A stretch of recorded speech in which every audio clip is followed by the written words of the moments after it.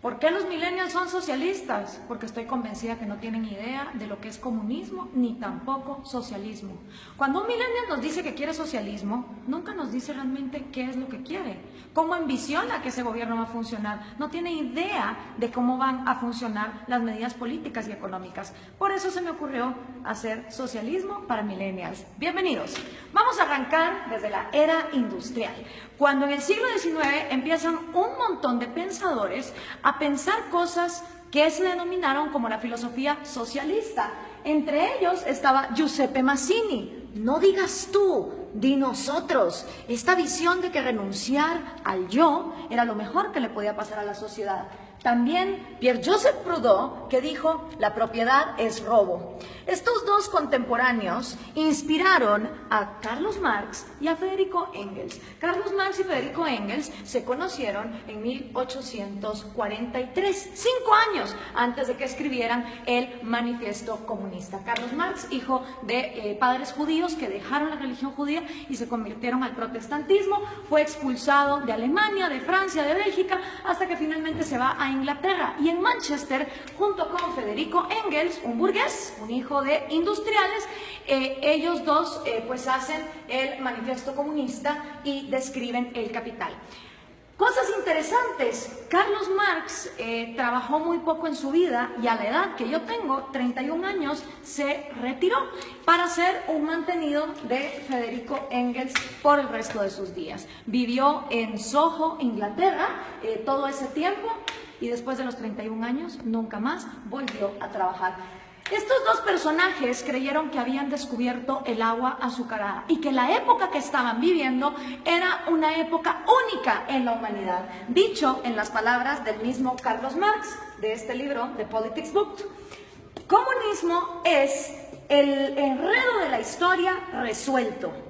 Para ellos el comunismo venía a resolver todas las luchas históricas. Según Marx y Engels, después de ellos la historia no volvería a ser la misma. Pero pensemos un poco en cuál era el mundo industrial en el que se movían Carlos Marx y Federico Engels. Para empezar, la filosofía que estos dos señores hicieron estaba inspirada para Alemania e Inglaterra, países industriales que tenían una gran industria que estaba cada vez más creciendo, no para países agrícolas. Y resulta que ni Inglaterra ni Alemania pusieron jamás en práctica las teorías de Marx ni de Engels tampoco. Quienes las pusieron en práctica fueron países agricultores que no contaban con las particularidades que Carlos Marx decía deberían de ser lo primero que debería haber, que es capital, manufactura e industria.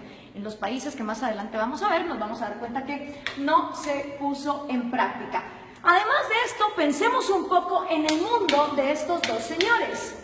El mundo en el que se mueve Carlos Marx y el mundo en el que se mueve Federico Engels, 1848, es un mundo donde la esclavitud todavía era legal en Estados Unidos y en Europa, donde las mujeres no podíamos votar, prácticamente no teníamos ningún derecho porque éramos consideradas demasiado idiotas como para trabajar y votar. Era un mundo donde no había aviones, no había teléfonos, no había electricidad, no había inodoros, no había tampoco radios, no había televisión, no había satélites en el espacio, no había la mayor cantidad de profesiones que hoy por hoy existen en el mundo. Era otro mundo. Era una época donde estos dos hombres tuvieron la arrogancia de decir, de aquí para adelante la historia ya nunca va a cambiar. Ellos no tomaron en cuenta los avances tecnológicos, pensaron que la industria y esa época de los miserables iba a quedarse ahí para siempre. ¿Y en qué se basa esta crítica que estamos haciendo del comunismo? Pues se basa en la crítica al proyecto de Gotha, escrito por Carlos Marx, El Capital, también escrito por Carlos Marx en 3 tomos, que por cierto el segundo tomo se imprimió luego de que Marx haya muerto, él ni siquiera lo vio publicado, y por supuesto el Manifiesto Comunista. Vamos a ver entonces, el Manifiesto Comunista se basa en 2 fases. Esta es la primera fase que tiene 10 puntos. Ustedes vayan viendo si estos 10 puntos son lo que los millennials defienden cuando dicen que son socialistas. Vamos a ver, millennials, vamos a ponerlos a prueba. El primer punto de la fase 1 del Manifiesto Comunista es la abolición de la propiedad privada. Expropiaciones, que son todavía cosa de todos los días en América Latina, no son ajenas a ninguno de ustedes. El segundo puesto es impuestos fuertemente progresivos. Esta idea de que los más productivos de la sociedad sostengan más al Estado, porque del Estado vivimos todos. Entonces, mientras más paguen los más ricos, se supone que el Estado va a ser más justo y más fuerte, y para nada tiene que ver que eso desincentive a la gente a ser mejor. El tercero es abolición del derecho a herencias. Interesante, porque Rafael Correa quiso hacer también una ley de herencias bastante draconiana, donde se quería quedar con un montón de las herencias. El cuarto es confiscar la propiedad a emigrantes. Interesante que lo primero que hacen los regímenes socialistas y comunistas es no dejar que venga inversión extranjera, porque supuestamente en el himno socialista todos los obreros se van a agarrar de las manos, pero para lo que se trata de comercio todos somos enemigos. El quinto es centralización del crédito, que solo podías endeudarte con el Estado. La sexta es centralización de los medios de comunicación y transporte. ¿Les suena familiar? Prácticamente en toda América Latina, los regímenes del socialismo del siglo XXI han acaparado los medios. Expansión de empresas estatales. El Estado lo puede hacer todo mejor, porque el Estado es más inteligente que todos los individuos en sociedad. Distribución igualitaria del trabajo, que trabajen igual los más capaces que los menos capaces, los más talentosos que los menos talentosos. Combinar agricultura con industrias manufactureras. Y por último, educación gratis, y esto va a escandalizar un montón a los progres. Carlos Marx estaba a favor del trabajo infantil. Sí, señoras y señores, para Carlos Marx la educación debía ser gratis. Mentira, nada es gratis, todo lo paga alguien, pero como el Estado lo iba a expropiar todo, la educación entonces sería gratuita para que fuera combinada con producción industrial, es decir, que los niños desde que están estudiando trabajaran. Así que memorícense bien esta fase 1, porque esta fase 1 es la que han implementado todos los países que han tratado de llevar a cabo la agenda marxista. ¿Les suenan familiares estos 10 pasos? Siguen vivos, a pesar de que el mundo de Carlos Marx era un mundo en 1848, estos 10 pasos se siguen dando en América Latina. Esta fase 1 para Carlos Marx es la fase socialista. Cuando se completen estos 10 pasos es cuando entonces uno está viviendo en socialismo, pero aún no se ha llegado al comunismo. Por eso le pregunto a los millennials, cuando ustedes se dicen socialistas, ¿se refieren a estos 10 pasos, millennials? ¿O a cuántos? ¿A 6? ¿A 4? ¿A 2? ¿A cuántos de estos pasos es a los que ustedes se refieren cuando se llaman socialistas? Porque esto es la primera fase basada en el socialismo. Vamos a ver entonces, cuando ya se completa esta primera fase, ¿qué pasa en la segunda fase? Entonces viene ya la fase 2, donde viene la nueva sociedad y el nuevo hombre. Según Carlos Marx, cuando estos 10 pasos se completan, automáticamente va a surgir un nuevo hombre, un hombre iluminado, un hombre que ya no va a pensar en sí mismo, que todo se lo va a deber a su sociedad. En este nuevo mundo, que es la fase 2, la que Marx llama comunismo, ¿sí? Esta ya es la fase del comunismo. Con el nuevo hombre ya no existen dos cosas. No existe el Estado, es decir, se abolió el gobierno, ni tampoco existe el dinero, ni tampoco existe la propiedad privada. Estas tres cosas son las que dejan de existir en la fase 2, que es la fase del comunismo, con un nuevo hombre, un hombre iluminado, un hombre que ya no piensa en sí mismo. Marx nunca dijo cómo en el cerebrito de este hombre iban a dejar de existir sueños propios, necesidades propias, anhelos, talentos. Él nunca lo explicó. Para él, de manera mágica, después de que la fase 1 fuera completada, se pasaba automáticamente a la fase 2, donde este hombre nuevo iba a trabajar a la par de hombres más mediocres y menos talentosos, pero siempre recibiendo lo mismo. ¿Y cómo iba a funcionar la distribución de productos. Bueno, pues iba a haber un gran almacén y en este almacén la comunidad, ya sin Estado, ya sin gobierno, ya sin dinero, te iba a proveer a ti de todos los productos y servicios que tú ibas a necesitar.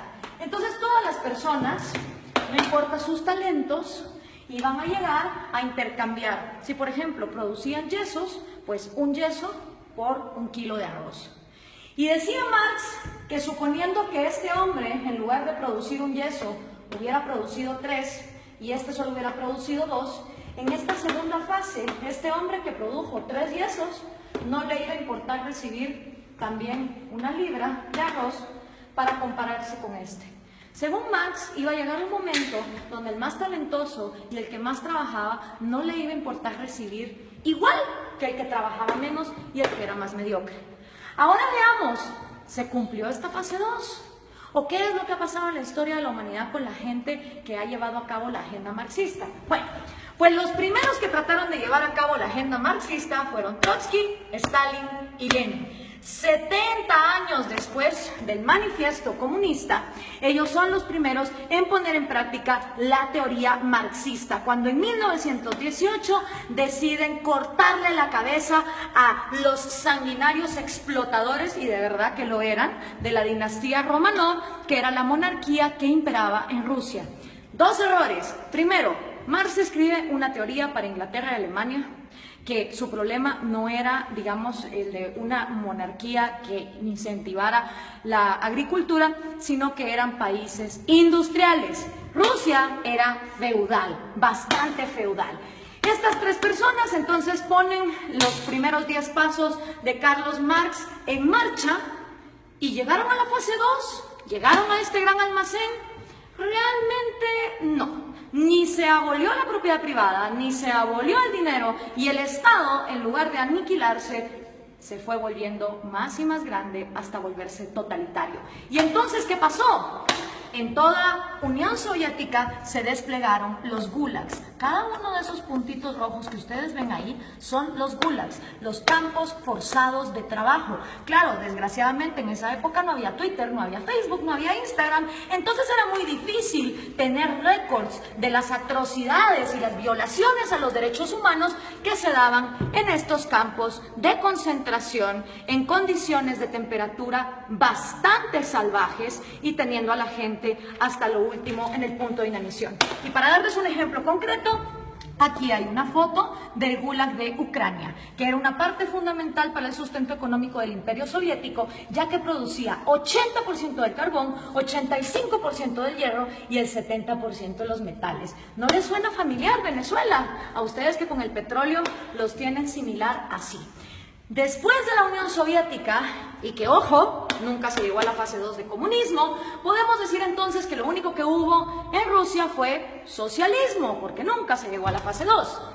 El siguiente sanguinario que quiso poner a prueba el comunismo fue Mao Zedong en China. En 1948 entra el Ejército Rojo y Mao hace su propio experimento con 2 atrocidades que aniquilaron a más de 60 millones de personas, que fueron el gran salto adelante y la revolución cultural, que básicamente era una manera de implementar los 10 pasos del manifiesto comunista y que llevaron al peor genocidio que la humanidad jamás ha visto. Y por supuesto, esta idea se trae a casa, y los primeros en traer la casa en su propia versión de Trotsky, Stalin y Lenin son el Che Guevara, Fidel Castro y Camilo Cienfuegos. Cosa interesante, Camilo Cienfuegos y Trotsky, siendo los intelectuales más moderados de este movimiento, fueron asesinados, este por Stalin y Camilo por Fidel Castro. Hasta en eso se parecen estos modelos, donde tenemos sanguinarios que traicionan a sus propios amigos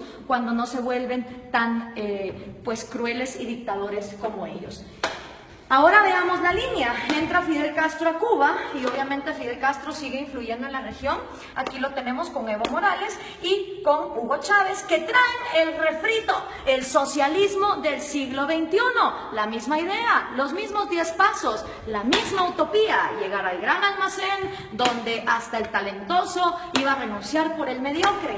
Y esto se sigue pasando. Aquí está Hugo Chávez con Kirchner, Néstor Kirchner y con Lula da Silva. Y por supuesto sus nuevos reciclados, Dilma Rousseff, que acaba de ser destituida, Mujica, Cristina Kirchner con Hugo Chávez. Si podemos ver, la línea es directa, las ideas son las mismas, es la misma receta y el resultado es el mismo. Entonces, ¿por qué los millennials insisten en ser socialistas? No me cabe la menor duda que es porque no conocen su historia, no tienen idea de lo que significa el socialismo, ni tampoco tienen idea de que el comunismo llega hasta una fase 2 que nunca antes se ha dado. Veamos algunos resultados por acá.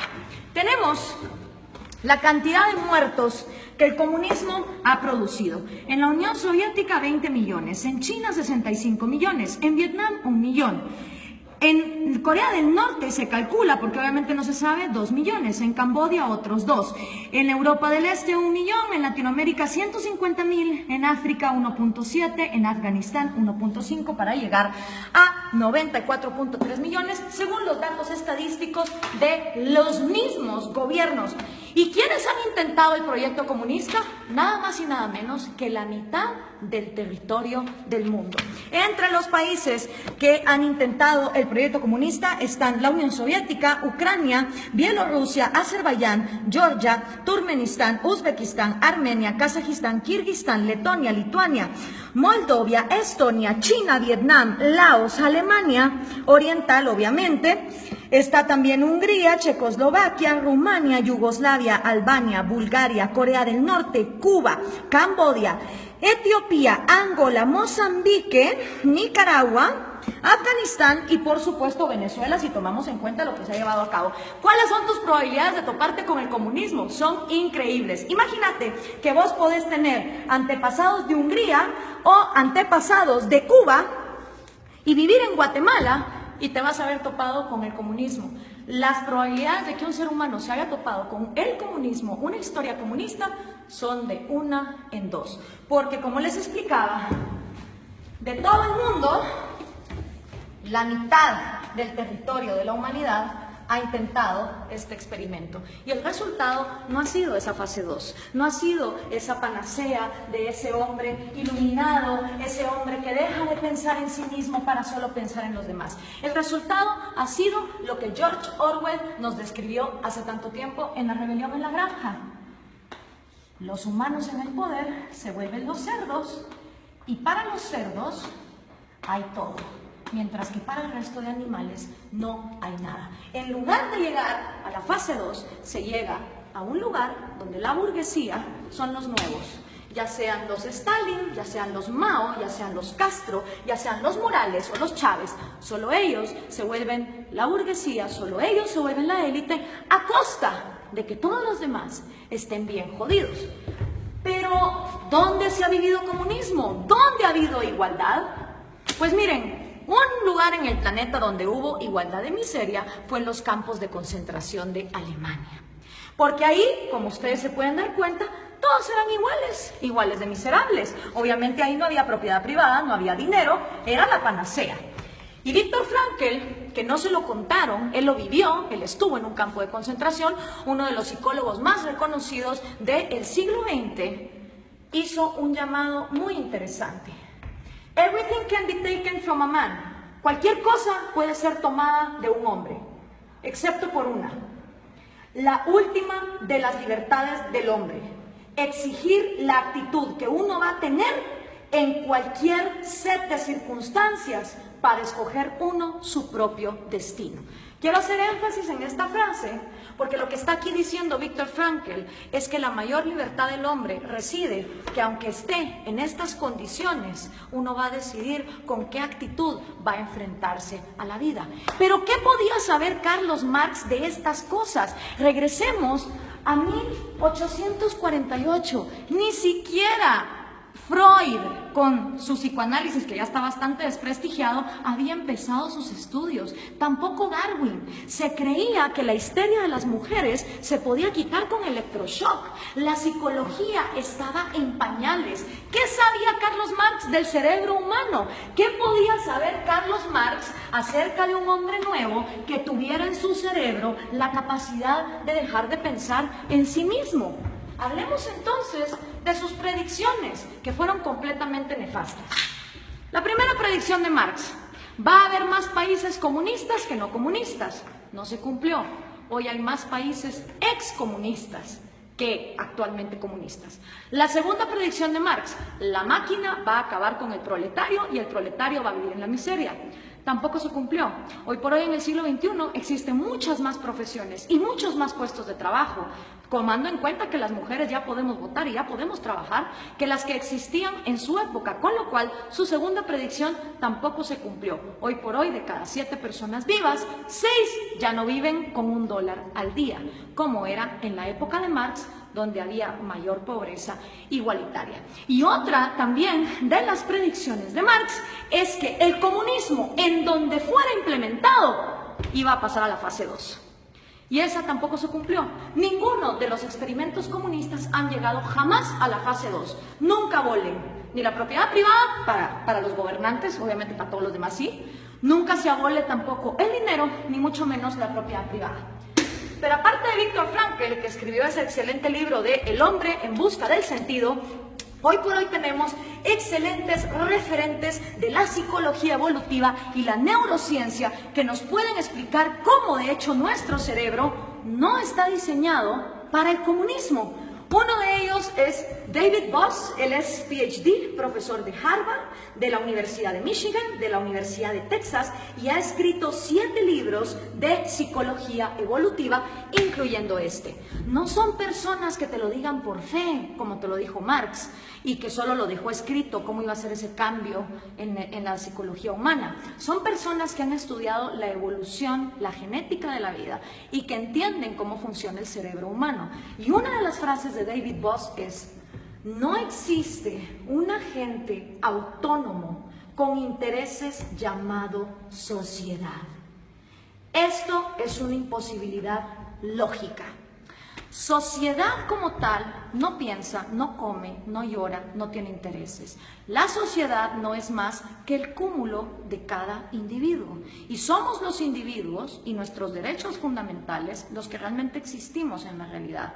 Una sociedad de individuos pensantes, libres, funcionales, es una sociedad que avanza. Una sociedad donde todos los individuos se igualan hasta la miseria sin libertad, es una sociedad que no avanza hacia ningún lado.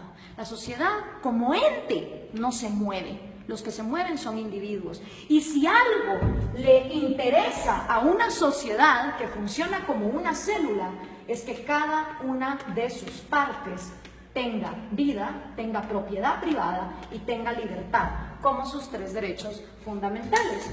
Pero si eso no fuera poco, Steven Pinker, que también es un PhD, él se ha ganado el premio de la Academia Nacional de Ciencias a la mejor investigación en Inglaterra en 1993. También se ha ganado el premio de la Sociedad Cognitiva de la Neurociencia en el 2010 y ha sido 2 veces finalista del premio Pulitzer. Escribió el libro ¿Cómo funciona nuestra mente? Y una de las frases de Steven Pinker es: el mejor argumento contra el totalitarismo es reconocer una naturaleza humana universal, que todos los seres humanos tenemos un deseo innato por la vida, la libertad y la búsqueda de la felicidad. ¿Qué quiere decir esta frase? Que todas las personas, nazcamos donde nazcamos, en el país en el que nazcamos, en la cultura en que nazcamos, traemos 3 deseos innatos: el amor por nuestra vida, el amor por nuestra libertad y el amor por la propia búsqueda de la felicidad. ¿Qué significa eso? que ustedes, si quieren buscar su felicidad, emprenden su propia vida como les diera la gana. Ahora, todos estos conocimientos de neurociencia que tienen David Bosch o Steven Pinker, obviamente Carlos Marx no lo sabía, porque la psicología y la neurociencia no se habían desarrollado, no habíamos avanzado en la ciencia como para descubrir el ADN, el otro gran error de Marx. Él pensó que en su época ya se había descubierto todo, y no era así. Entonces, al tener estos conocimientos, es inaudito, es inexplicable que los millennials sigan siendo socialistas. La única manera en que me lo explico es que los millennials no tienen ni idea de lo que es socialismo, ni mucho menos comunismo. Y yo, que también soy millennial, pero de la primera generación, de esos que todavía vimos los cassettes y que sabemos cómo funcionan, tenía 5 años cuando cayó el muro de Berlín. Y me acuerdo como que fuera ayer de ver a esas personas celebrando y preguntarle a mi papá, ¿qué se está celebrando ahí? Me dijo, ahí se está celebrando que tenían a una población dividida a la mitad porque de un lado querían salir y no los dejaban. Si una idea es tan buena, no puede ser obligada hacia una cierta población. Y en todo lo que hemos visto aquí, lo único que hemos visto es obligación, hemos visto miseria, hemos visto genocidio. En la libertad no hay garantías. Yo no estoy aquí vendiendo una utopía ni una panacea. En la libertad hay riesgos y puedes perder como puedes ganar. En la libertad también existe la libertad de no participar en el mercado. En un país que vive en libertad, si hay un grupo de personas que quieren vivir como hippies e irse a una montaña y no ser parte del mercado y no tener propiedad privada, son libres de hacerlo. En un país comunista, si uno intenta meter una zona franca de libre comercio en alguno de sus puntos, va a parar a la cárcel o va a parar desaparecido. Esa es la diferencia entre vivir en un lugar donde se garantice la libertad y donde no se garantice. Esta utopía basada en el hecho de que el ser humano debe renunciar a su autoestima y a su amor propio para contribuir a su sociedad, es completamente errada por lo que la historia nos ha comprobado. Y lo único que logra son élites de cerdos, tal cual los describió George Orwell, que se quedan con todo a costillas de un pueblo que pierde lo más importante que todo ser humano tiene, que es su libertad. Espero esto les sirva a los millennials para entender qué es el socialismo y qué es el comunismo. Gracias por compartir.